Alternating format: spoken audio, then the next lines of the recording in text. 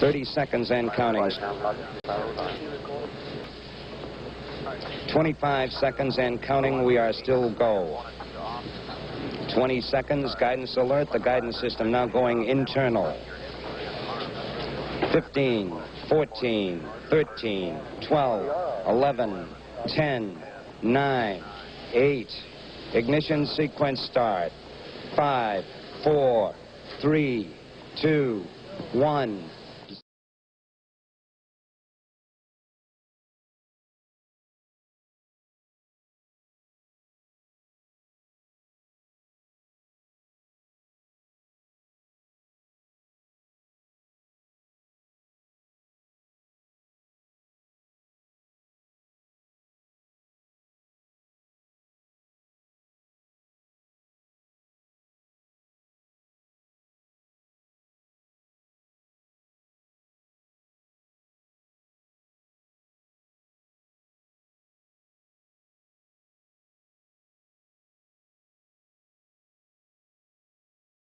In Europe and Africa, good afternoon, late afternoon, I guess, to viewers in the Western Hemisphere. Good very early morning to viewers in the Pacific Rim, and welcome to the Angry Astronaut. So we have a big rollout. This is something that was only announced yesterday, announced about 24 hours ago, that NASA was going to be talking about a new vision for the agency. Some incredible changes. But before we get started with all of this, where's everybody checking in from? Looks like we have a crowd that's probably going to grow a bit as time goes on. Over 140 people watching currently. So really appreciate folks checking in. Thank you very much. Hello, Manchester. Really appreciate you being here. All right, let's see here. Looks like we had no sound for a moment, and now we have sound. So I think we're okay at the moment. Hello, Norway. Hello, San Diego. Yeah, so it looks like people are checking in. So obviously they could hear at least that part of it. Hello, Hailing Island and Dublin, Texas. Hello, Houston. Thanks for being here, Mike. Hello, Carl from Mulheim on Ruhr. Hello, North Carolina and Stockholm. I apologize. Lake Superior, Florida, San Jose, California, Athens, Georgia, Birmingham. Hello, Enfield. Hello, Australia. Hello, Detroit. Hailing Island. Thanks very much. Robert, Airborne Bob, thank you so much for your fantastic support, ongoing support. Been helping my channel out for all these years. Really, really appreciate you always being here. Hello, Northeast England. Hello, Florida. Really appreciate a lot of Florida folks. Does appear, and we have Scotland as well. The Mad Professor wants to make it very clear that Hailing Island is in the house. We have Port Angeles, Washington, and we also have St. Louis. And what else we got? Hello, India. Thank you very much for checking in. Don't always get in India in the live stream. So super happy to have you here today. Hello, El Paso, Texas. Hello, New York. Thank you very much for checking in. So yeah, we have an interesting. Hello, Saigon. Thanks very much for being here. I was in Saigon a few months ago. Very, very nice city. Wonderful people in Vietnam.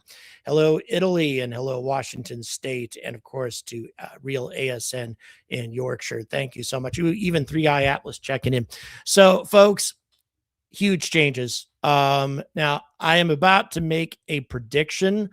I hope I'm wrong, to be honest, but I have a feeling that Artemis is officially dead. Artemis no longer exists under that name.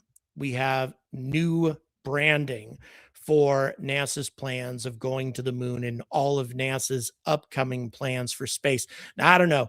Artemis may still be mentioned in this press conference. I don't know for certain. What I do know is I read a hell of a lot about what's getting rolled out tonight, and it's actually been rolling out, so to speak, bit by bit as the day has been going on, and I've seen no mention whatsoever of Artemis, of that name. None. That being the case, then I have a feeling that Artemis no longer exists under the Artemis name. Instead, it exists under a new name called Ignite. What goes in conjunction with all of that is, in my opinion, is likely going to be an end. Artemis, one of the reasons why it had that name is because the idea was to bring women to the moon as well as men. And even though I know that women will definitely be included in the, in the future crews going to the moon and all those sorts of things, I believe, in my opinion, that the entire notion that there was absolutely going to be a woman included in the next human landing on the moon, I think that's in the past. I think that that's been wiped out. And in my opinion, also, the notion that a person of color is going to be landing on the moon in that next mission, I'm pretty sure that that requirement's going to be removed as well. That's just a personal opinion. But I think that this change in branding also has a change in the term of wokeness, so to speak, that existed with Artemis. But that's not the most major change. I just have a feeling that that's probably what's going to happen here, is that there's not going to be any of those requirements anymore with the next landing on the moon. I think that this branding change is going to have some philosophical changes associated with it. In addition to that, the lunar gateway is done for now anyway, and probably permanently. The lunar gateway was a space station that was going to be orbiting the moon to provide a permanent orbiting presence. This is what I feel the most angry about. Even though Gateway had its problems, Gateway had a lot of critics. One of the biggest advantages that Gateway represented was the whole moon to Mars philosophy. Gateway could serve as a simulator for an interplanetary mission to Mars because it's outside of the protective electromagnetic field, the electromagnetic sheath of Earth's magnetic field. It has all of the characteristics of an interplanetary mission. So we could practice basically on an orbiting space station, orbiting the moon, going to Mars, a 6-month mission to Mars. We could simulate all of the same problems, including things like solar storms, coronal mass ejections, the various things that could really present a threat to these kinds of missions that could only be simulated properly on a space station orbiting the moon. And that is going to be eliminated, at least for a substantial period of time. The commitments that Europeans made to that station, for example, the IHAB module, which cost hundreds of millions of euros, that is mostly complete now, and it may be converted into a module for the lunar base. I'm not sure exactly how you convert a space station module into a surface module, because space station modules are designed to be used in microgravity, whereas a base module will be for 1/6 gravity. So I'm not sure how that works. In addition to that, Canadarm, unfortunately, it seems that Canadarm is a thing of the past. Once the International Space Station is deorbited, there will no longer be a Canadarm in the NASA program. The Canadarm was originally supposed to be transitioned over to Lunar Gateway. Doesn't look like that's going to be happening now. Alan Parsons, thank you so much. Now, once again, I'm talking about all the negatives here. I don't want to paint this dire picture, because there's a lot of exciting things too. For example, nuclear power and nuclear propulsion is being aggressively pursued now with this Ignite plan. One of the reasons why it's called Ignite, I think, is we're going to ignite, and it's going to be tested on a Mars mission where a whole fleet of helicopters are going to be brought to Mars to do a really comprehensive survey of the Martian surface. I don't know all the details, but it sounds like a very ambitious plan. And the only way you can take that much mass out to Mars in a reasonable amount of time is to use nuclear power. And so they're going to be using NEP, nuclear electric propulsion, in order to accomplish that. And apparently their goal is to have that done by 2030. I don't know how you build a nuclear engine in 4 years, but that's part of the goal. Thank you very much, Alan Parsons. Really appreciate it. BJ Turin, thank you so much for your support. And yes, our producer ASN just mentioned that Pulsar Fusion, that is working on a next generation nuclear propulsion system right here in Milton Keynes, where I currently live. They might have an opportunity here. So we'll see. So I think that nuclear power on the moon and nuclear propulsion, those are very exciting prospects. In addition to that, NASA is putting out a request for information, not an RFP, not a request for proposal, but a RFI, request for information, regarding the prospect of replacing SLS with a different Earth to moon transportation system. They don't have a set plan yet, even though I recently reported the whole Frankenstein moon rocket concept. The idea right now is just a request for information, RFI, to get information from a variety of different suppliers. This would, by the way, include Boeing and SLS and all that. They still can propose on this. I don't think they're going to win, but I think they can. Producer, are we running into any audio issues? I think we're all right, but yeah, I think we're all right now. Okay, I think we're okay at the moment, but we're going.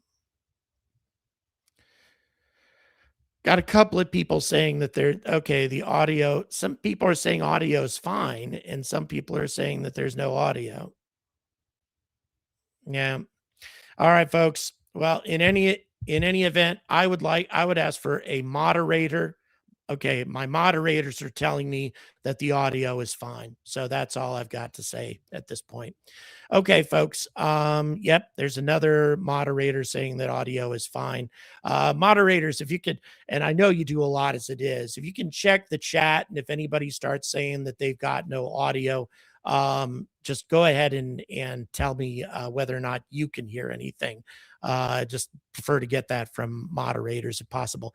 Gamma ray bursts are protected at the same time and place as 3i Atlas. I will address that in a future video. I'm not going to address that tonight because we're talking about Ignite and these huge changes with NASA, which, by the way, the news conference comes up in 4 minutes. But again, to connect it, what NASA is looking for is an alternative Earth to moon transportation system. Obviously, it's supposed to replace SLS, but they're putting out a request for information from various companies to provide alternative methods of getting astronauts from Earth to the moon. That's fine as far as I'm concerned. Sure, we should always be exploring alternatives. What we should not do is set a hard cancellation date for what currently works.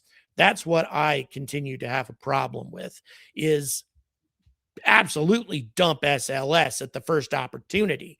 At the first opportunity that we have something better, something cheaper, and I don't think it'll be difficult to make something cheaper, but it has to be reliable too. As long as you have a replacement, then by all means get rid of SLS, replace it with something better. But the idea is, of course, you need to have that replacement lined up, ready to go, to be certain that it's going to work properly before you dump what currently works, which currently is SLS. SLS has already demonstrated that it is capable of flying, taking Orion from Earth to the moon. It's definitely demonstrated that it's capable of it. So all that having been said, we are now up to 2 minutes. 2 minutes before this news conference comes up. So at that point, I'll stop talking and NASA will begin talking, and we'll just keep going, and we'll see what ends up happening here. Once again, moderators, are we having any problems with the audio? Just go ahead and let me know, moderators, if you're hearing any issues. And yeah, audio, I'll tell you, it's just continues. It's sometimes off and on. It's an issue that comes up on this channel. I don't know why it does, but it just does from time to time. So we will do our best, but in any event, we got 2 minutes. Okay. We've got moderators. We got moderators saying there's no problems with the audio. Once again, guys, I apologize. So in any event, all I can ask, moderators, keep your eye on the chat. And if anybody claims that the audio is messed up, please post a response. And then if we continue to get these, if we continue to get these, I would like to go ahead and time out these people, because I don't like this disruption. If these audio issues are not genuine, I want these people timed out. So in any event, let's go ahead. Like I say, I've covered most of what I was going to cover anyway. So in any event, let's go ahead and we got about 1 minute before Ignite or Ignition, whatever we want to call it, is going to be coming up. Again, a quick review. In my opinion, Artemis is done. Artemis, as it was originally planned, is done, and it has now been renamed. So in any event, fingers crossed, and we'll see what ends up happening with all of these announcements. But a lot of announcements have already been made, and there's a lot of stuff happening. A laser focus on a moon base that's going to have nuclear power, nuclear propulsion, nuclear electric propulsion for Earth to Mars missions. So there's a lot of new stuff, but Mad Professor just mentioned it, and he's right. Wasted opportunities, SLS Block 1B, SLS Block 2, the new solid rocket booster program, and Gateway. I totally agree. That's lots and lots of programs that, in my opinion, didn't fail. These programs didn't fail. They were just delayed, and they cost more money than they were supposed to. But near as we can tell thus far, they have been working. They've been successful in doing what they're supposed to do, get a human-rated ship out to the moon. So and also a lot of the Gateway modules were already complete. A lot of the work was already done on that space station. So in any event, yeah, that's a bit frustrating, and billions of dollars have been invested. With NEP, they better have a way to replace xenon. Well, there's argon and xenon, I believe, are the two different. There's a couple of different gases that can be used. Nuclear electric propulsion, by the way, is essentially an ion engine, similar to the ion engines that are used on satellites, on a variety of different spacecraft, but they are powered by a nuclear reactor, and the nuclear reactor really amps up the power of the electromagnetic field that's running the ion engine. Therefore, you can put more fuel through it at the same time and get a lot more thrust, along with a lot more efficiency. That being the case, then you can get all the way to Mars and back, potentially on one tank of gas, whereas previously we were looking at a situation to where we were absolutely going to have to refuel on Mars. That may no longer be necessary. So we'll see. But yeah, it's an ugly situation. In many ways, there's a lot of money that's been wasted here, and that's unfortunate. But on the other hand, not all the news is bad. I'm definitely not trying to say that. There's a lot of changes that had to be made. I love the idea of focusing on a moon base. I love the idea of a nuclear power station on the moon. I love the idea of nuclear propulsion being implemented sooner rather than later. I think those are all good ideas. And also the idea of implementing a new Earth to moon transportation system. That's a great idea. Just don't get rid of what works before you have the replacement, before you're pretty sure that that replacement is going to work. And we don't have that yet. We don't have a system that we know that we can say for certain this system will be able to get people to the moon before 2030. If we don't have that, then getting rid of what currently works is not a good idea. Just to give you an impression of how China's doing it, China is using expendable super rockets and expendable landers, kind of the Apollo way of doing things, to start off with. And then they have a Starship clone. They basically stole most of the idea for Starship. They have a Starship clone for 100% reusability to be implemented once it's ready. But before it's ready, they're using more wasteful and more expensive expendable super rockets and lunar landers, that sort of thing, to get to the moon first. And that's the objective. And you know, the whole notion of sunk cost fallacy and good money after bad, I would agree if SLS had failed in its flight to the moon, but it didn't.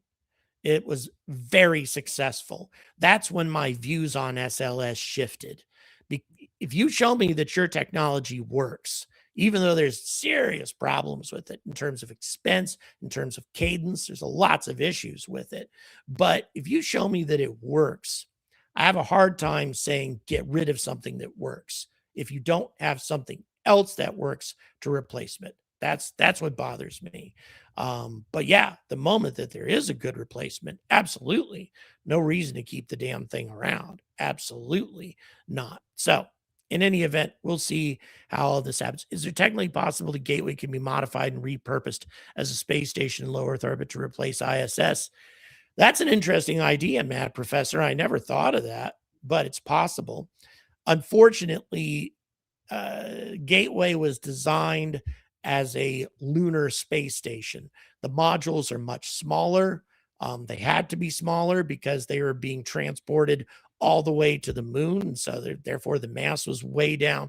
I mean, we're talking a tiny space station, but it'd be better than just wasting it because those modules cost a lot of money and a lot of time invested, both by the United States and Europe. And by the way, the United Arab Emirates, the UAE, made the decision to take over the job of an airlock from Russia. Russia, of course, kicked NASA to the curb and said, we're not going to participate in Gateway. And the United Arab Emirates took over the job of taking care of the airlock. And now the money they've invested in that is wasted also. That bothers me. There's another really, in my opinion, a really good use for Lunar Gateway, and that as a quarantine lab for missions coming back from Mars. Instead of having a sample return mission dock or land on Earth, have it dock with the Lunar Gateway first and have them test the regolith, have them test the samples to make sure there's nothing dangerous on them before you send them to Earth. Bear with me.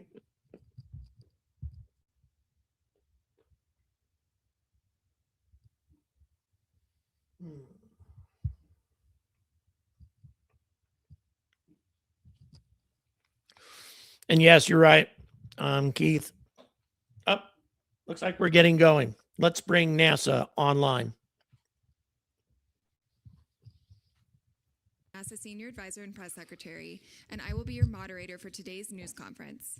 Joining this live event are Administrator Jared Isaacman, Associate Administrator Amit Kshatriya, Acting Administrator Exploration Systems Development Mission Directorate, Lori Glaze, Moon Base Program Executive Carlos Garcia Galan, LEO Program Manager Dana Weigel, Associate Administrator Science Mission Directorate Nicola Fox, Space Reactor Office Program Executive Steve Sinecor. If you are a member of the media dialing in, please press *1 to join the queue. We also have members of the media joining us on site today. I ask that you please head to the mic stand to ask your question. With that, we will open it up to our first question in the room. Thanks, Bethany. Thanks for the amazing briefings today. It was very interesting. I have a few questions about, well, everything, but I'll start with the SR-1 mission. Can you just describe a little bit about how you would select a launch vehicle for that, if there's going to be some special requirements since it will be carrying a nuclear payload, and what sort of DOE, EPA, other agencies might need to be involved in getting a mission like that off the ground? Thanks. Sure. Yeah. So to launch a nuclear system, we have to go through the INSERB, the Interagency Nuclear Safety Review Board, and there's 7 agencies. All they don't approve it, but they look at the safety record of your spacecraft, and in that it also includes an assessment of the vehicle. And so we'll look what vehicles are out there that can launch us that also would have a reliable record of launching safely to space. And that's something we do all the time in science. We're launching Dragonfly with a nuclear payload, Rosalind Franklin with a nuclear payload, so it's something we do all the time. Are there any vehicles in particular that are already eligible for that? Is it a special certification for that? So I think internal to NASA, what we'd look at is what's in the Launch Services Program portfolio for that capability. Thanks. Hey, good afternoon. Mike at Maidenberg, Wall Street Journal. Maybe for the administrator, are you going to need to cut any programs, existing programs, to find resources to pay for some of the new initiatives that you talked through today? For example, just the moon base, kind of rough math, $3 billion a year, $20 billion over 7 years. Gateway goes away. That's about $1 billion a year. It seems like there's a gap there. So that's about $1 billion a year. It seems like there's a gap there. So cuts on the table. Do you have to find new budgetary resources or other funds to pay for some of these ambitions? Thanks. So that's a question you receive quite a bit, and I continuously refer back to that NASA does not have a top-line problem. This is just where we choose to concentrate our resources. So if you take a look at 26 appropriations, almost $25 billion, you got a $10 billion plus up from the one big beautiful bill, of which a very decent portion of that was Gateway. So when we refer to repurposing, pausing and repurposing resources from a orbital outpost to the surface, you're drawing on a lot of resources that we have available. We talk about concentrating resources on the needle movers. When you think about it, we have a science technology mission directorate that's working on a lot of next generation capabilities for expanding humanity's reach in the solar system. We're going to concentrate those tech developments on the moon. Our science mission directorate does CLPS missions. That's going to be concentrated on the moon. So you're basically looking across the various mission directorates and making sure that if you have a component that and resources that they contribute towards one of the major objectives in the president's national space policy, like the moon base. And again, I would also point to, CLPS were being served incredibly well here on a program that was designed from the start to provide, very affordable missions to the lunar surface. Now, if they were reasonably affordable when they were, relatively bespoke and infrequent, again, at 3 or 4 missions a year, we fully anticipate those costs down when there's multiple providers that are able to compete for these opportunities, and you're signaling demand for like upwards of 10 a year. So again, $25 billion a year plus a $10 billion plus up. A lot of things we're talking about are still in the 10% or so of our budget, on a multi-year period.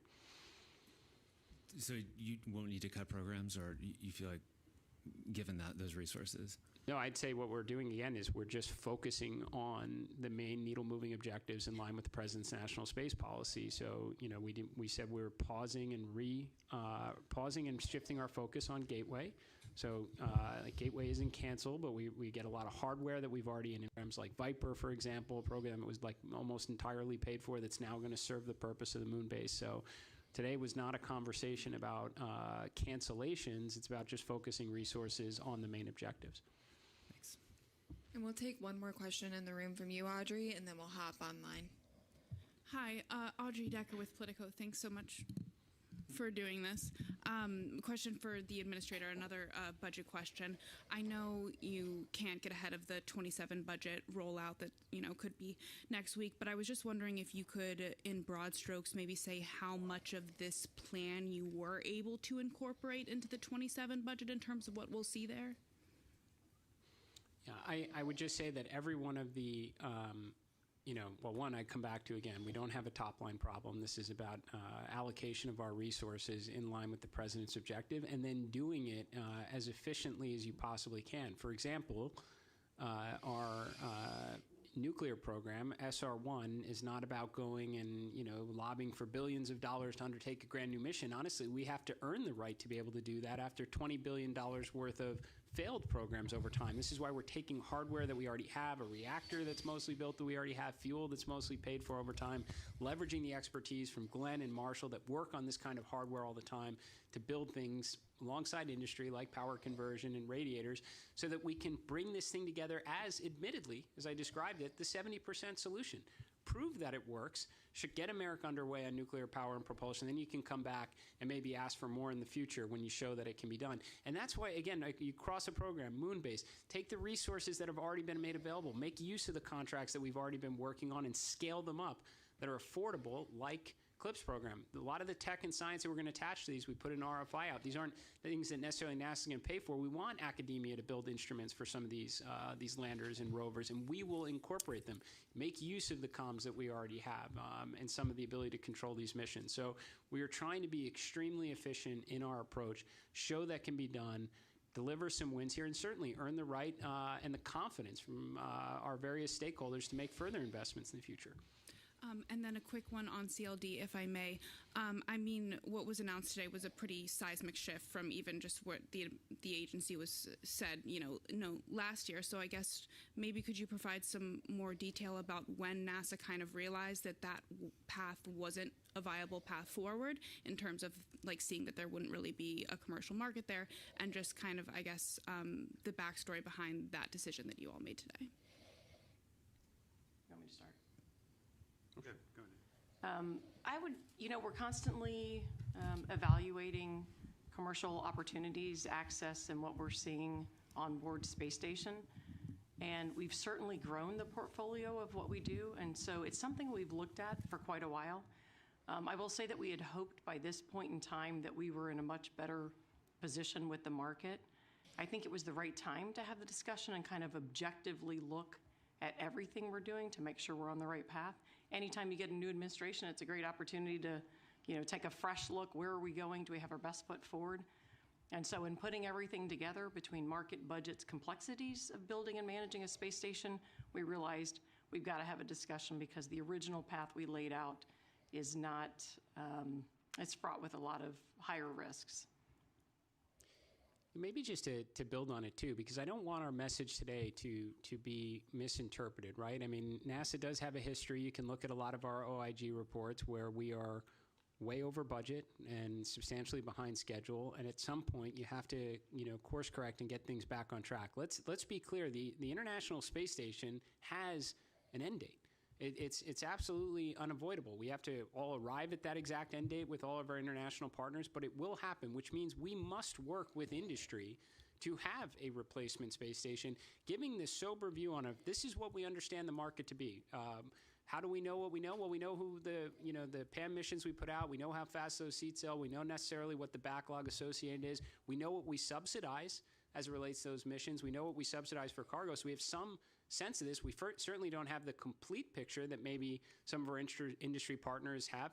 So enlighten us, educate us on this whole thing. This is the whole point of the RFI. Tell us what we have right. Tell us what we have wrong. We know it's certainly complicated to build a space station to keep people alive in the harsh reality of space. And we know what it takes operationally to keep them alive. The things that come up that Dana walked us through, the EVAs to go out and repair, the medical situations we have to bring people home. Let us put the full picture out there, take a sober view at it, tell us what we got right and what we got wrong, because there will be an end date. Industry that was here, that has been supporting us through the CLD effort, will wind up building this replacement space station, but let's just do it eyes wide open as to what we think the real costs are going to be, what the real market is, and what complexity is going into it from the technical build out and the operations, and give us the comfort, the American people, and everyone around the world that depends on what we do on the International Space Station, the confidence that we can do this the right way. And we will now move to the phone bridge with Will Robinson-Smith of Spaceflight Now. Hi, thank you all for taking the time to speak with us today and for the robust presentations. Question, I suppose, for Dr. Lori Glaze.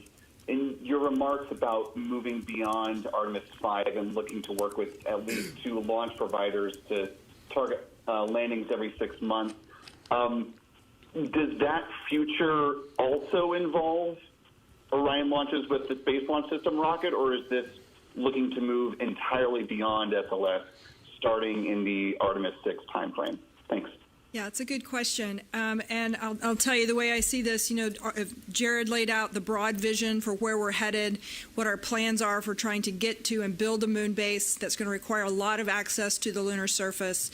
We know where we are today with our legacy systems, with our SLS and Orion government-owned legacy systems. We know where we want to be in the future, which is a commercial transportation ecosystem that can support the types of missions and the effort that we have in front of us.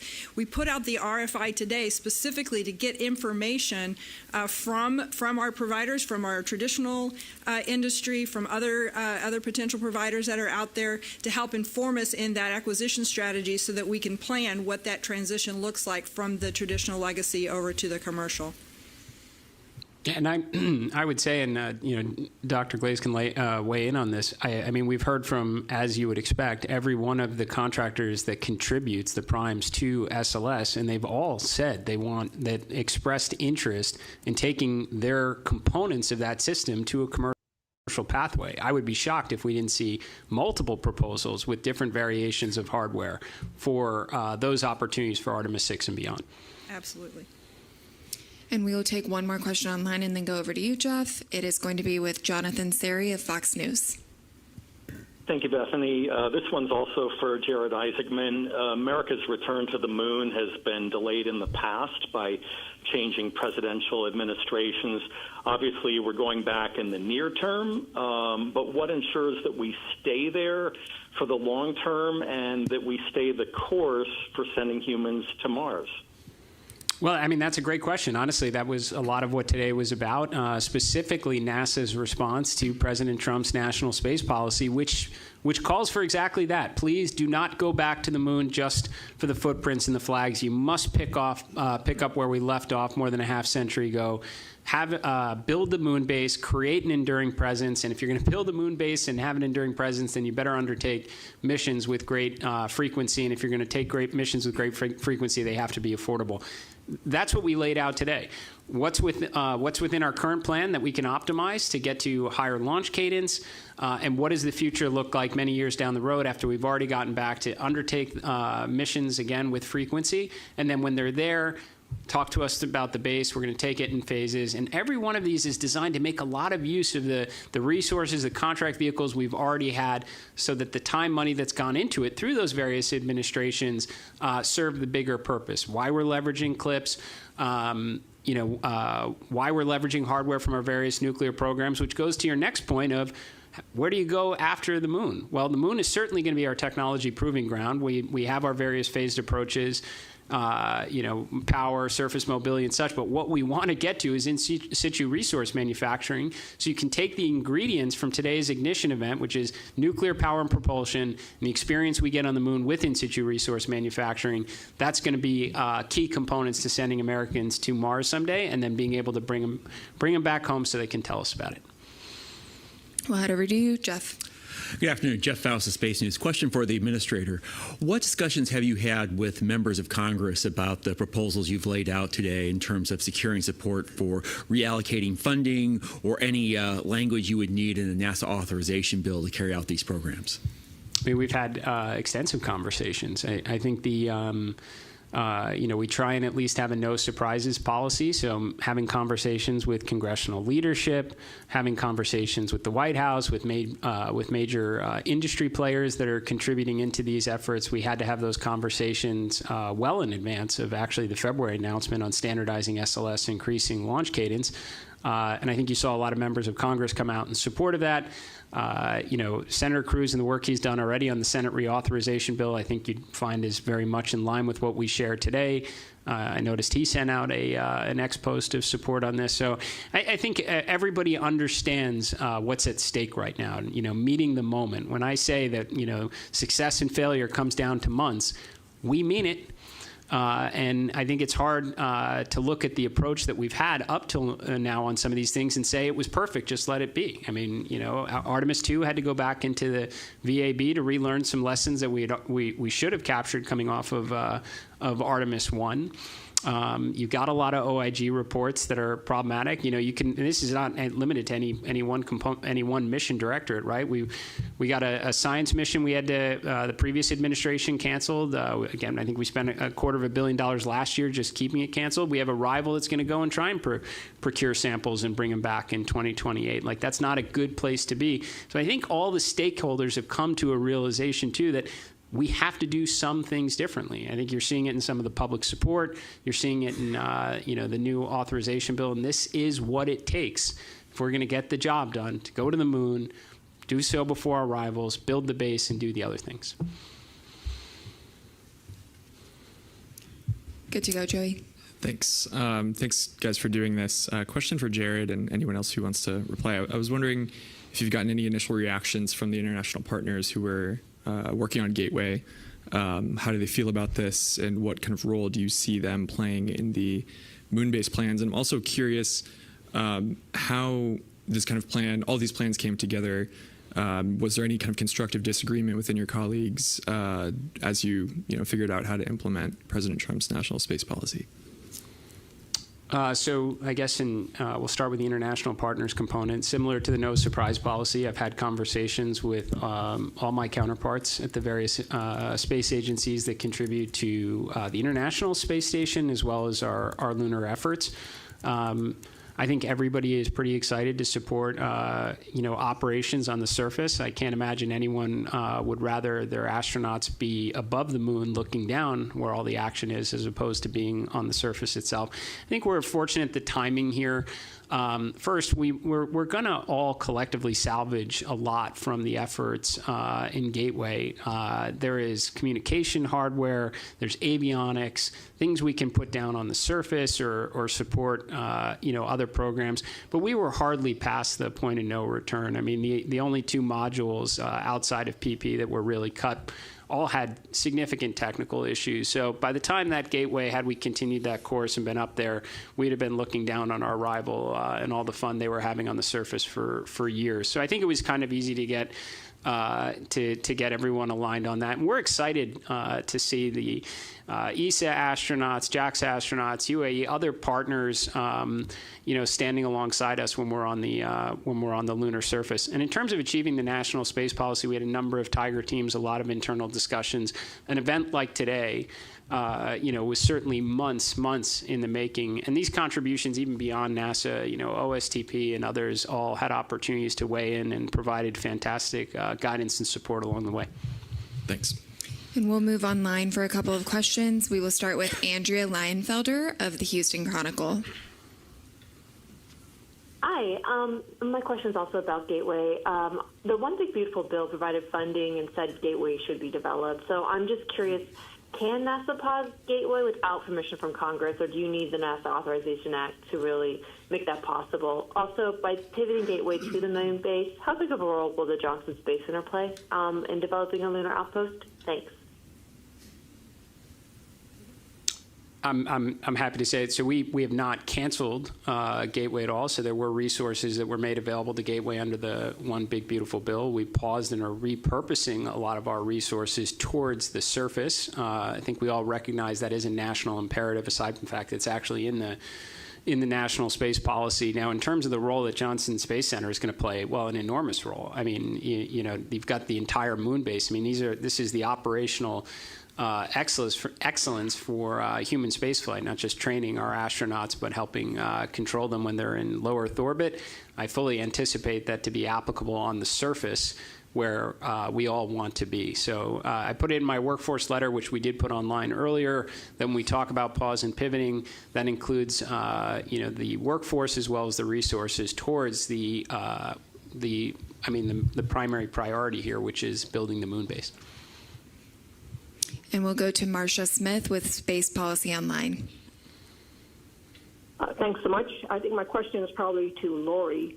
I'm curious about the new allowable orbits.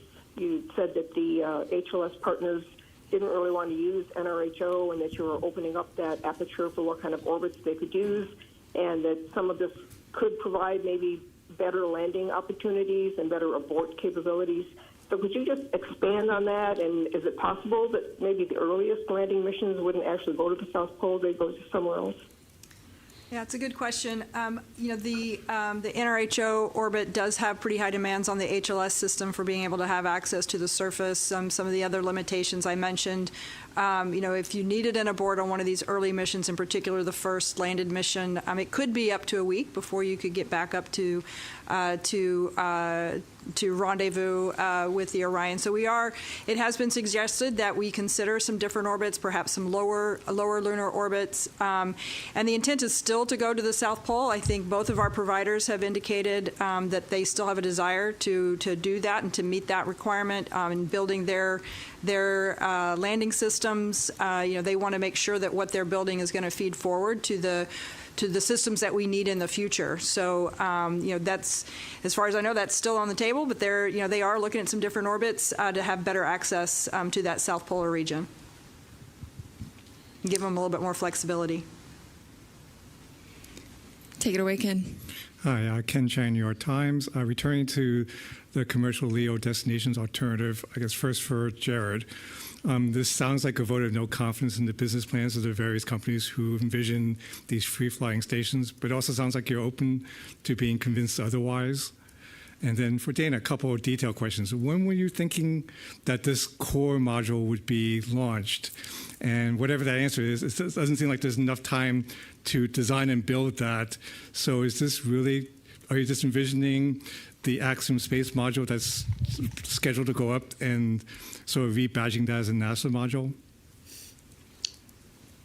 Well, I mean, to hit the first part, this is look, we are sharing what we know with all the experience we have operating the International Space Station alongside all of the commercial cargo payloads and the crew operations through the various PAM missions, and we are saying we want to get this right. I mean, that's really the thing. I mean, we talk a lot, Nikki's going to like this, about Roman being on time and under budget, because it's the only program we can say that about. So we're trying to get back into a rhythm. We're being very transparent, replacing the International Space Station, which is not optional. No one's here trying to make a case of keeping IS up until the end of time, and I don't think our international partners are behind that at all. So the idea is to make the transition the right way, and we have to put everything out on the table on this one right now. We $10 billion plus up in the One Big Beautiful Bill. $250 million of it was for a replacement for a commercial space station.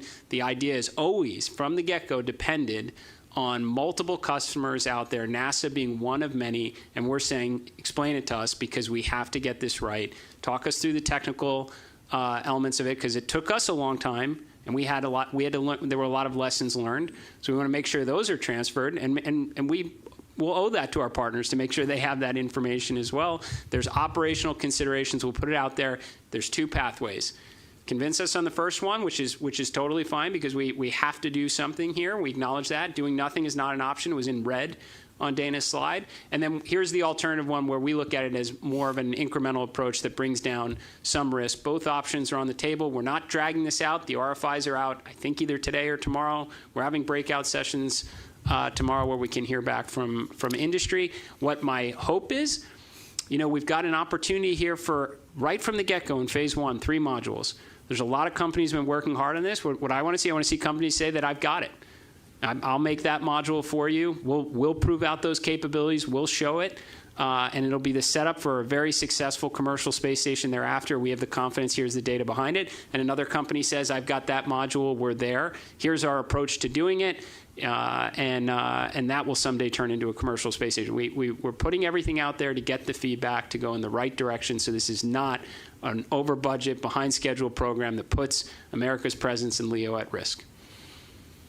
I would just add for your question about the core module, the capabilities needed and the specifics I shared today are not aligned with any one vendor, but they have all been working on technologies and capabilities that are foundational to a space station. So my hope is there's a lot of broad interest in the core module overall. And I think there are a lot of capabilities that are in design, on their way, and that are applicable. In terms of how long it will take, I don't know. We're going to get industry feedback. We're going to work with industry. We'll see who's interested. We'll see where we go from there. But some of that's going to be iterative in terms of trying to understand the specific path forward. We'll move as quickly as we can. This is critical that we get this right. So as you saw today, we're pressing towards a draft RFP in just a few months. So we're going to press fast. Eric. Eric Berger, Ars Technica. Question for Amit, I think. Just curious where the NASA workforce is today, sort of from a confidence standpoint, from a sort of an attitude standpoint. 2025 was a very difficult year for the space agency for a number of reasons.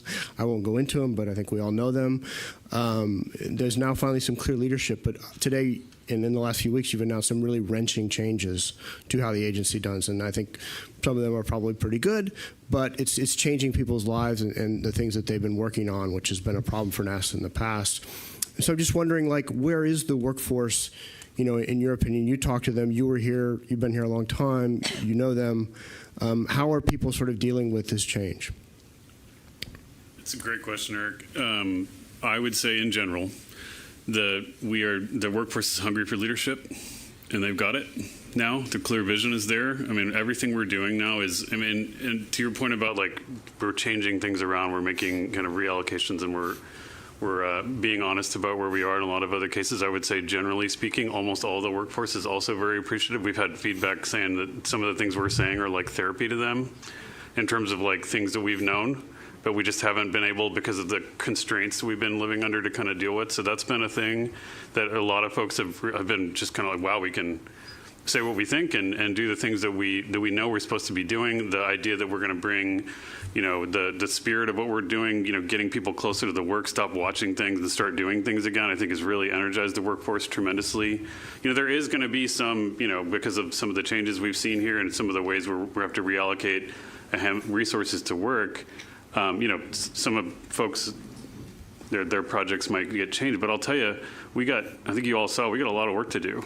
And one of my messages to the workforce is that, hey, we need every single one of y'all to help us. We need, maybe the job you're doing today is going to be different than the one you need to be doing in the future, but we're going to need all hands. We're going to bring in new hands. We're trying to really get focused and aligned to the mission. So I would tell you, I spent all day on stage listening to the boss, but separately, when I go and I'm almost certain, as we've been traveling around, that this is a huge shot in the arm for the team. Okay, thank you. Jackie. Hi, thanks for doing this. Question, I think, for Dana. So I wanted to wrap my head around what exactly this core module is. Is this going to be designed by NASA, or is this also something that you're looking for industry to hash out? And given all these changes, how long have these companies been aware of these changes, and how will that kind of inform how they respond to this RFI? And then given the timeline for the RFP, when do you first see funds being deployed for them? And then, sorry, I know this is a long list of questions. There's a lot packed in there. I'm going to have to. I'll pause there. Maybe I can have a follow-up. Okay.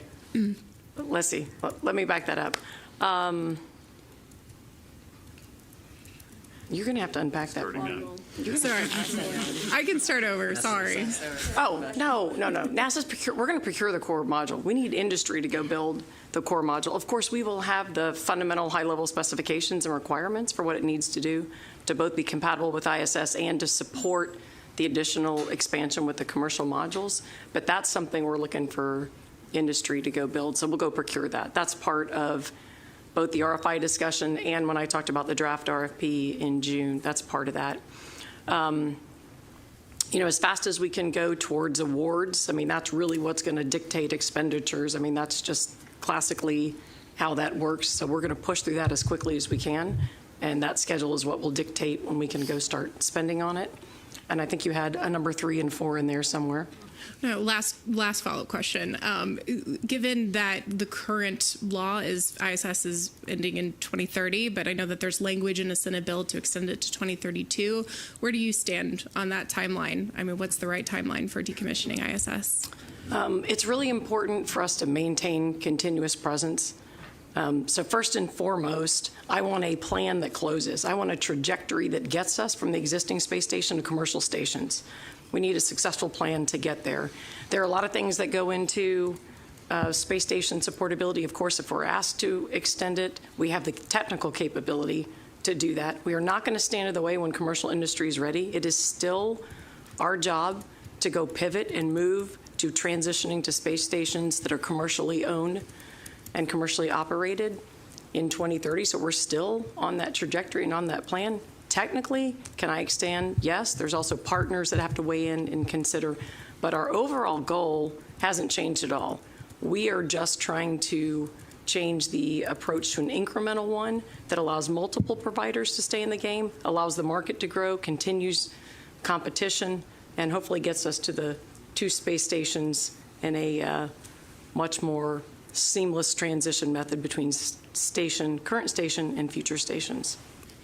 And maybe just to weigh in a little bit in terms of like the timeline, the opportunity to discuss, with industry and partners. Everything really we discussed today was in response to, President Trump's executive order on American space superiority. So this is our national space policy. If you really look at it, timeframes for when we have to respond, that's really the triggering process. If we all need to sit down, okay, it's very specific in here, transitioning to a space station by a certain timeline. It's very specific, returning to the moon, building a moon base, and it forces you as a team to kind of look at the current approach and reevaluate, is this what's in line with the president's space policy? Now, Carlos, our lunar viceroy earlier, as a joke, mentioned before, hey, initially we were thinking one incredible lunar terrain vehicle. But then what changed? A national space policy comes out and it says you need a moon base. Well, it's like if we're gonna build a moon base, we're gonna need more than one rover. We're gonna need mobility for astronauts and autonomous ones. We're gonna have to demonstrate logistics. We're gonna probably want it to be able to do science. We're gonna need lots of rovers. And you're able to then look at what resources do you have available in order to achieve this. And we had a plan where we had an orbiting moon base, and now we can repurpose a lot of that towards a surface moon base. We do the same thing in commercial stations. It forces an evaluation to look at it. And the point being that we have only just kind of approached that timeline from the original space policy directive, and within days, we're here aligning our workforce and industry on how we're going to achieve it. So these aren't generally like our good ideas here. We want to pivot, and we've had 6 months to interact with industry. There's a national space policy. You're on a shot clock. We recognize there are short fuses here for every one of the objectives we're trying to achieve. We formulate our plan, and we share it with all of you, and then we gather data tomorrow so we can action. And we'll move to the phone bridge real quick with Marcia Dunn from the AP. Good evening, Marcia Dunn, AP. I'm wondering, what's the fate of the Hubble Space Telescope as it approaches its 36th launch anniversary? And under the new Artemis campaign, if all goes well, how soon could we expect to see NASA launching astronauts to Mars? Are you still tracking the 2030s for that? Thanks a lot. So I'll start with Hubble. Hubble is very well, taking amazing images. In fact, the image we revealed today from James Webb has a sister image from Hubble, and so I encourage you to look at that when they get released tomorrow. The one I know, the sort of crux of the question is, will it re-enter? Clearly, the sun has been very active. The whole environment has changed, and the drag on the spacecraft, it has actually increased. What we're doing is we're starting with a wonderful tech demo that we're doing with our commercial partners at Catalyst to actually try and grab and reboost the, why can't I think of the name of the spacecraft? That's terrible. No. Swift, thank you. Thank you, Dr. Glaze. Just blanked out. The Swift spacecraft, and to actually, which is it'll be a great capability to actually be able to grab and maneuver something in orbit. So it's a really, really excellent tech demo that we're doing, looking at launching that in the summer to go and try do a reboost with Swift. And then if that is successful, we will look at what it would take to be able to actually reboost Hubble. And I'll take the second half of that question, and then Jared can probably expound on it. But, we're here today really talking about the focus on the lunar surface. As you heard, we have a mandate. We're doing everything we can to focus all of our energy, our resources into trying to establish that enduring presence on the surface of the moon. So you've heard a lot about that today. You've also heard that a lot of that work is going to build on new technologies, new capabilities, new operational capabilities that are going to build forward towards Mars. But I think we need to get really focused right now. Let's achieve what we have in front of us right now, and then we'll address the next question at a later date. Unless Jared wants to say more. We're good. And we'll now go to David Brown with the Scientific American. Hi, good afternoon. I have two questions. First, about the nuclear power to Mars. I'm curious, what is the driver for nuclear power to Mars when we can get there in half the time with conventional propulsion? Why not send them somewhere farther, like Uranus? And then once they get there, I'm curious how far the Skyfall helicopters could travel, and how much mass can they carry, given how heavy ground-penetrating radar is. So I'll answer the first question. I'm going to phone a friend maybe for the second one. As far as the not going further, we have not decided where the mission will end. I didn't say if we're going to fly by or we're going to capture Mars. I think the team is still looking at exploring the opportunities. Once we drop off Skyfall, what do we do with SR1 Freedom?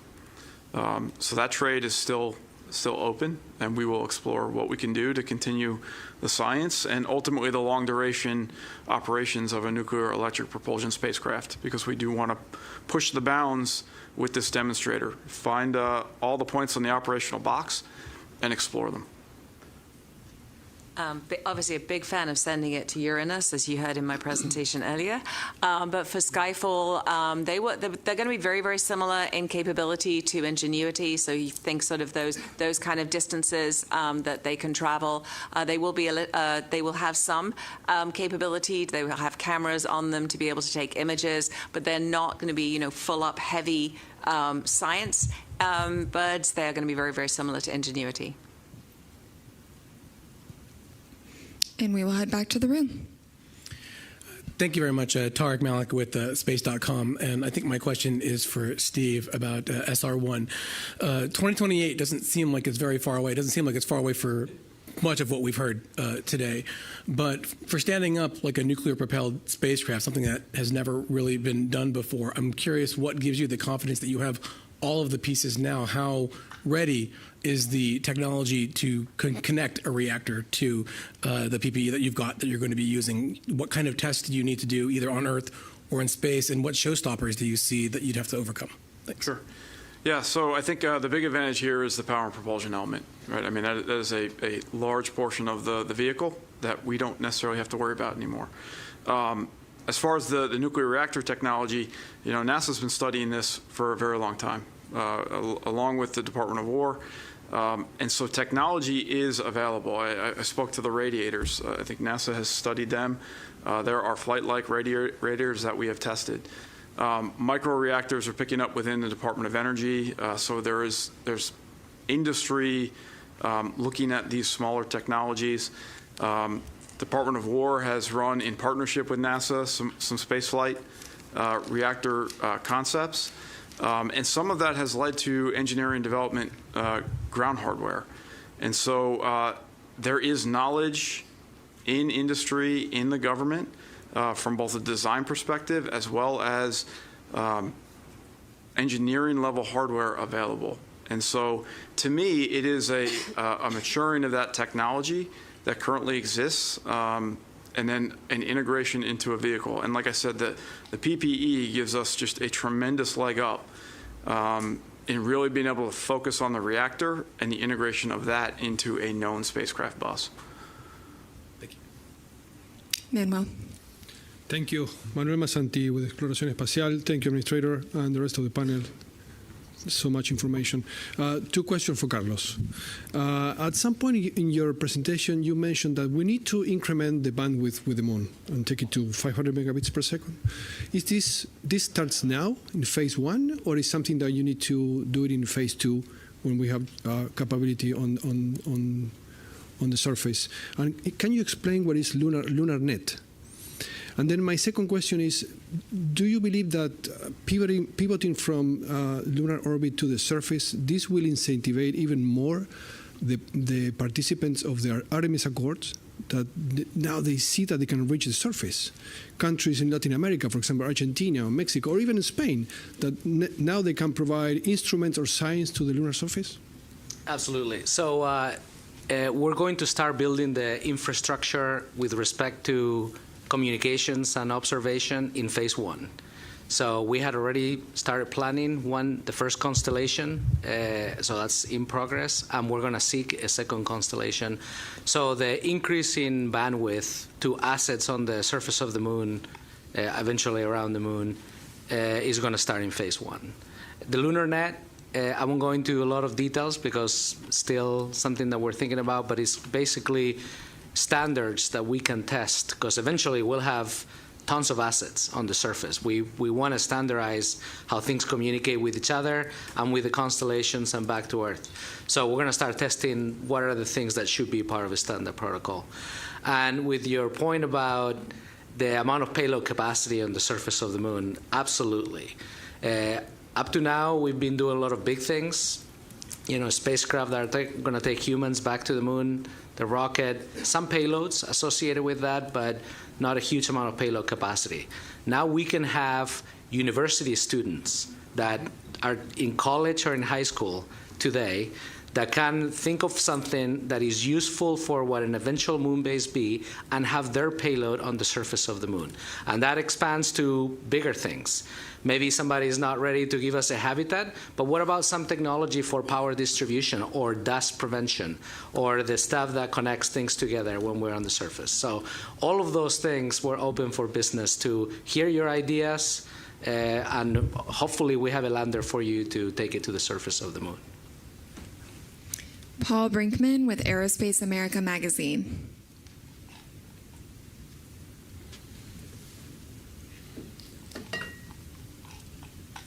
Or we'll go in the room. Hi, I'm Jacqueline Felcher with Payload. My question is about the changes to the CLD program. I'm curious why you think the market that NASA thought would be there when the program was originally envisioned isn't there now, if it's policy hurdles or technical hurdles, or if NASA's predictions were just wrong. Anything you can share about kind of why that commercial market isn't there as intended? I would tell you a couple of things. First, I think you know this, and we've said it a couple of times, but we can't actually force or create a market. We do spend time getting independent market research data. We do that periodically.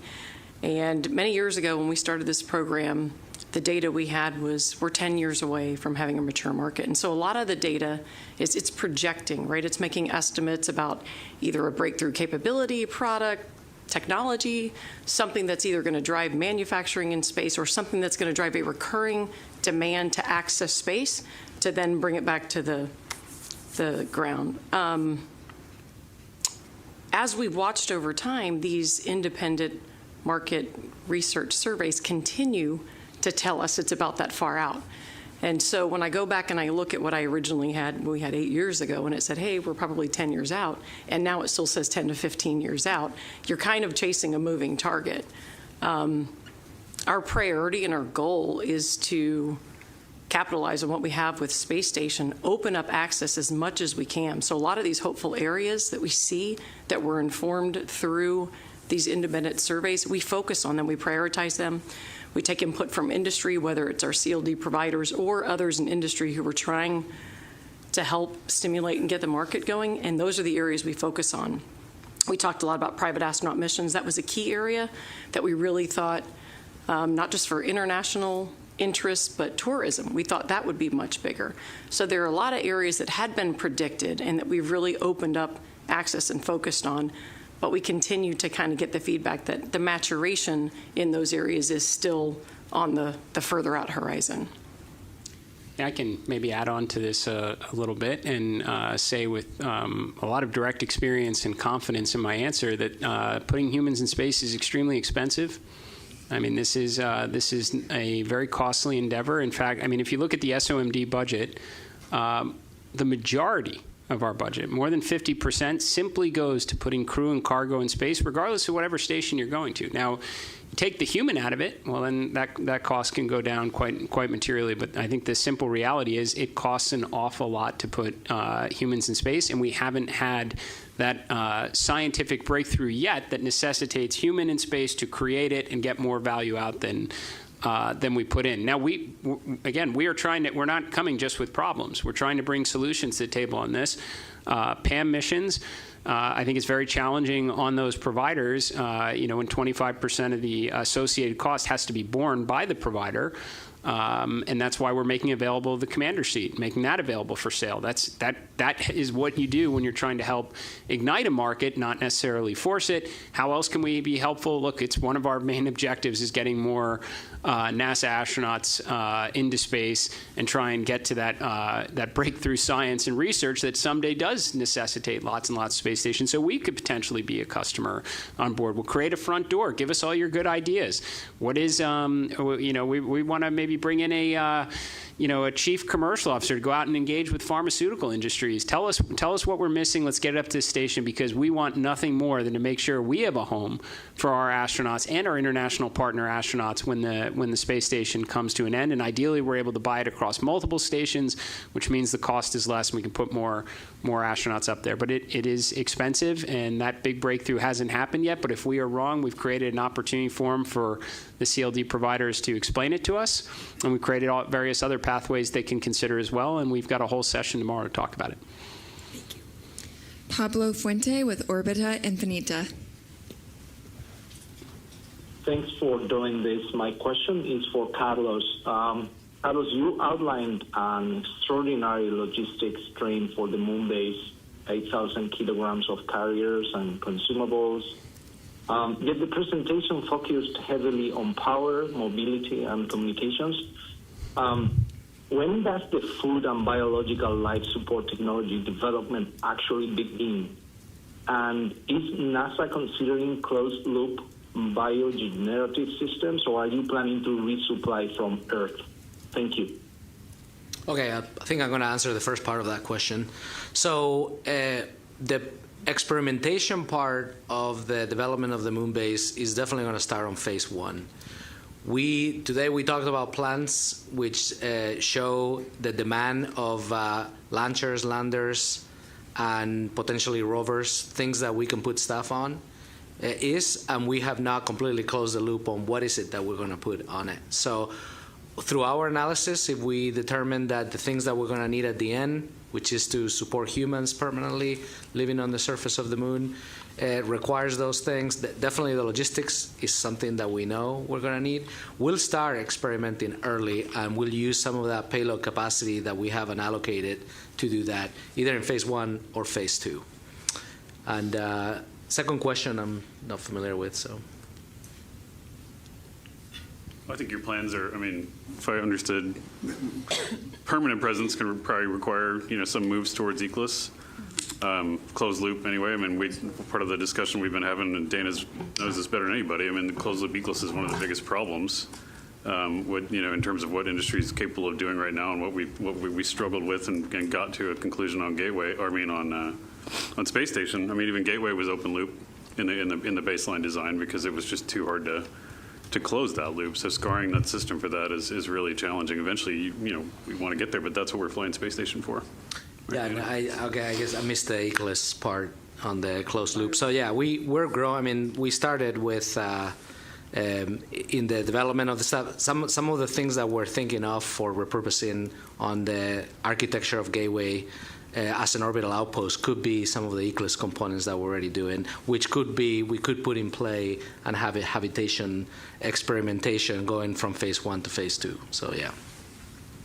And I know we have all had a long ignition day, and since we are nearing the end of this, I'm going to go ahead and give you last question, Sana. Okay, cool. Thank you. Hi, Sana from Bloomberg News. Thank you for doing this. Following up on Jackie's question about Gateway, I was just wondering how much advance notice NASA gave its international partners of all the changes being made.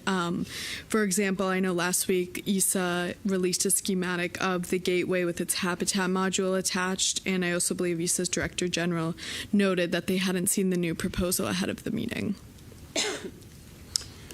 So I have had a chance to speak again with all my counterparts, the various space agencies, and some were, I think some of the timing there worked out to a difference of a matter of hours, actually.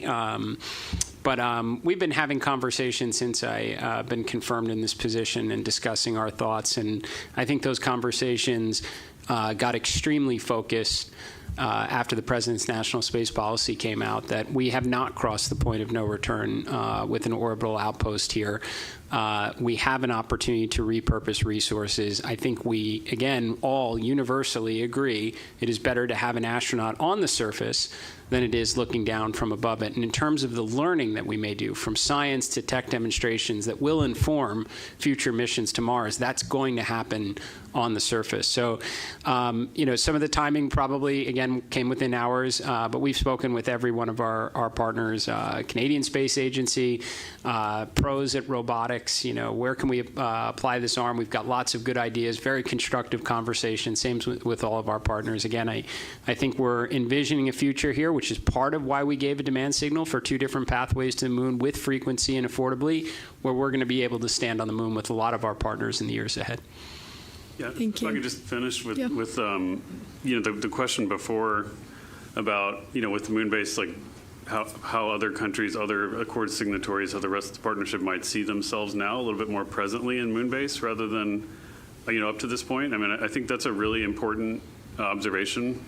The partnership is one of the most magical things that came out of ISS. We moved it to Gateway for that reason. We respect and appreciate how important it is. We think that the surface is going to grow, and it's an important reason why. There's a kind of easier pathways to get there in some cases because you have smaller landers and you can do things. But more importantly, one of the reasons why Space Station is hard and why Gateway is hard is because the systems are physically, electrically, chemically in communication with each other. When they're on the surface, they're not necessarily until Carlos decides they're all going to be connected, which eventually I know he wants to do. But the point is, like, you can reliably kind of compartmentalize some of these things in a way that you can fly a university payload on a lander that's nearby some other stuff because it's not going to have an impact, right? The risk is sort of compartmentalized. So there's a lot more ways to envision this in a really positive way is how we're expanding the partnership rather than, kind of the plans we had in place already. And with that, we are wrapped. Thank you. Thank you.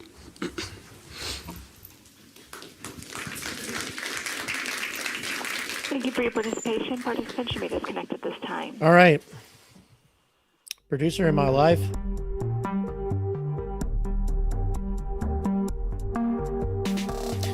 All right. So a lot of talking there, and there was some a number of comments expressing, if I can say this in a polite way, some dubiousness about what was being said and just how honest everything was. One thing I will say with certainty: Gateway is done. period. They said that a couple of times. Oh, no, Gateway is just on hold or whatever. No, they're ripping the thing apart and repurposing the components for other missions. For example, the power and propulsion element, the PPE, which was absolutely vital to the function of that station, that is now on the nuclear electric propulsion spacecraft. It's an ion engine. It was the biggest ion engine drive that's ever been built. And so what they're going to do is they're connecting this to a nuclear reactor now instead of the power that it was originally going to have, which means it's going to have way more thrust than it was going to have as a propulsion system on the Gateway. That being the case, then it's without the power and propulsion element, you don't have a space station. And I don't think they're going to be designing or building a new one anytime soon. So there's no real Gateway, assuming that it comes back at all. It's a long ways in the future, and it's going to be completely redesigned under a different under a different philosophy. And I also respectfully disagree with Administrator Isaacman when it comes to we want people on the ground, on the surface of the moon, and it will serve all the purposes that we wanted to for Mars just as well on the surface. That's not entirely true, because the Gateway was a microgravity environment that was constantly exposed to interplanetary space. What essentially amounts to interplanetary space outside of the protective sheath of Earth's electromagnetic field. That being the case, then, it was a really good simulator for a Mars ship traveling 6 months, 7 months, whatever, from Earth to Mars. It's a great way to simulate a Mars mission. In microgravity, exposed to all the radiation and cosmic rays, all the things that a Mars ship would be exposed to, Gateway would be exposed to as well. And that's not going to be the case anymore. You can't simulate a Mars mission on the surface of the moon where you have protection from cosmic rays just from the moon itself provides protection from cosmic rays at least half the time. And of course, it's got 1/6 gravity, not microgravity. So on the other side of the equation, though, we definitely need to know what reduced gravity does to the human body over time. Up to this point, we really haven't found that out. The human body's only been exposed to microgravity. So we understand the muscle degradation, the bone loss that happens with microgravity, but we don't know what happens in reduced gravity. So that being the case, being on the surface is very advantageous. Being on the surface is very advantageous for many things. But if you're trying to simulate an Earth to Mars mission, an actual interplanetary mission, without actually going there, so in other words, you can simulate it without killing the astronauts if something goes wrong. You don't have that anymore with the loss of Gateway, and that is unfortunate. I think, however, with the power and propulsion element being repurposed as a nuclear propulsion system, I think that was a very inventive way to make use of that module rather than throwing it on the scrap heap. I definitely I applaud NASA for coming up with that idea. But I have my doubts as to whether or not these other modules that have already been built for Gateway are really going to be effectively repurposed as lunar modules for the base. But very interesting. Also, I think it's significant, even though Artemis has not been removed from the NASA website as a mission or any of those things. They still have the concept of Artemis 2, 3, 4, etc. None of the NASA personnel on the panel ever used the word Artemis. Not once. You had journalists using the word Artemis when they were asking questions, but actually, correct me if I'm wrong, but I'm pretty certain that there wasn't a single NASA representative who used the term Artemis. In my opinion, that branding is on its way out. The name Artemis is on its way out.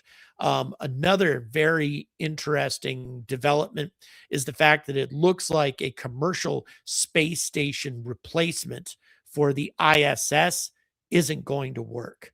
It's not going to be ready in time, or it isn't going to be safe enough to put NASA astronauts on. There isn't enough confidence in it.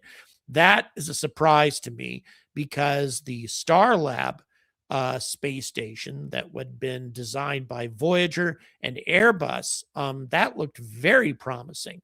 They have the critical design review coming up very soon. The CDR should be complete here very soon for that. And also, they have the entire station booked.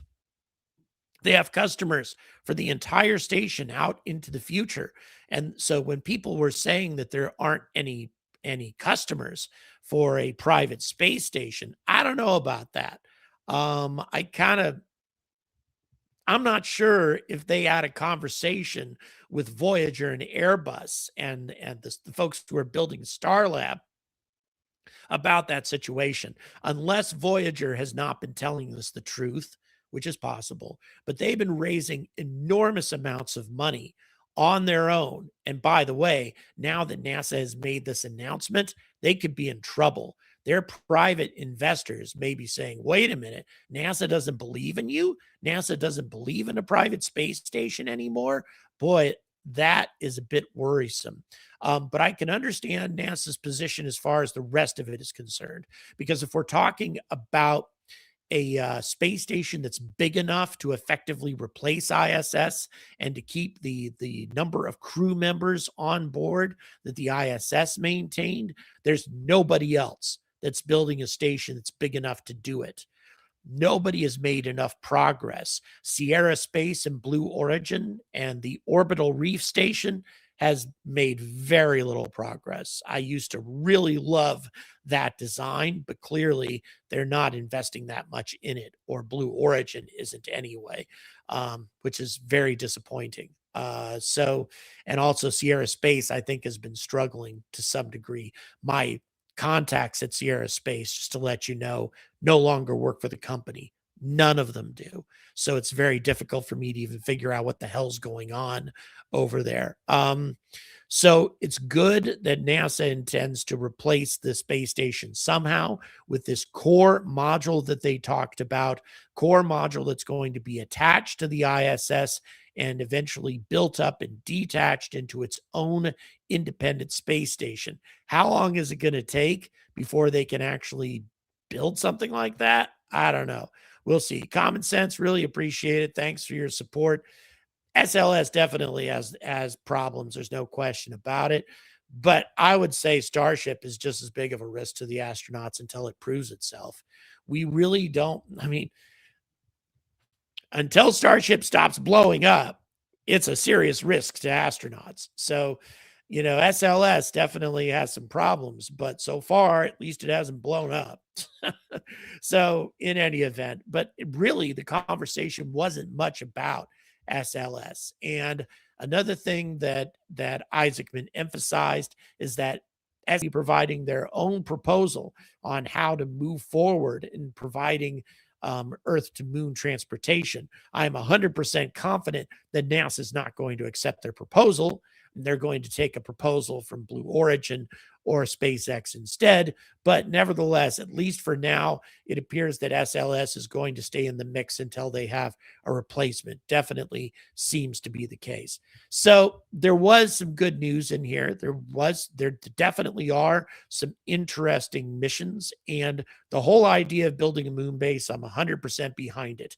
The idea of building a nuclear reactor on the surface of the moon, I'm 100% behind that. Nuclear propulsion, interplanetary propulsion, that's a fantastic idea, and I'm 100% behind that. But I don't know if I don't think I'm behind the idea of ditching a lot of technology and a lot of projects that really hadn't failed, They were behind schedule, definitely, and over budget, but they hadn't failed. And I don't know how optimistic I feel about that. In my opinion, all of these supposedly better things that are going to replace these things may experience their own problems. And we could be right back where we started from, with NASA trying to figure out how to fix those problems a few years in the future. But we'll see. Hopefully the changes that are being implemented today bring us a good result. And that good result is boots on the moon and the beginnings of a permanent presence on the moon, a lunar base, by 2030. Thank you very much for tuning in, everybody. I really appreciate your participation and for hanging out with me here this evening as we watch this presentation. I, of course, will keep you up to date on all the new developments. Please don't forget to like and subscribe. Also, please consider supporting this channel on Patreon. Support our travels to Cape Canaveral so we can see the Artemis 2 mission, which I'm still very excited about, in spite of whatever changes may be coming on the horizon. So until next time, stay angry about space.